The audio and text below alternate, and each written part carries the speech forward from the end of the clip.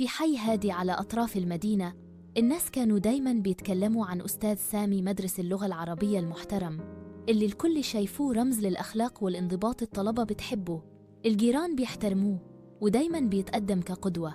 لكن مريم بنت صغيرة عنده في الصف بدأت تلاحظ حاجة غريبة.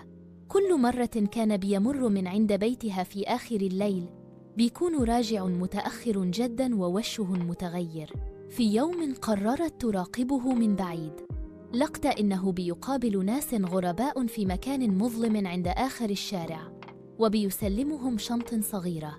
الصدمة إنها حاولت تحكي لصحابها أو حتى لوالدها، محدش صدقها. الكل رد بنفس الكلمة: انتي بتتخيلي؟ ده راجل محترم، ما ينفعش تتكلمي عليه كده.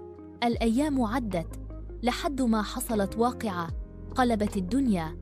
تم القبض على مجموعة بتهرب أدوية مغشوشة، ولما الشرطة كشفت التفاصيل كان أستاذ سامي واحد من أبرز العقول المدبرة. الناس كلها وقفت في صدمة. إزاي الشخص اللي عاشوا عمرهم شايفينه ملاك يطلع وراه سر أسود بالشكل ده؟ بعضهم قال هو كان مجبور عشان الفلوس، والبعض التاني دي خيانة للثقة والتعليم نفسه. أما مريم الطفلة الوحيدة اللي صدقت عينيها وما صدقتش المظاهر فضلت ساكتة، لكن جواها إحساس غريب. هل يا ترى أي حد تاني حوالينا عايش بوشين وإحنا مش شايفين؟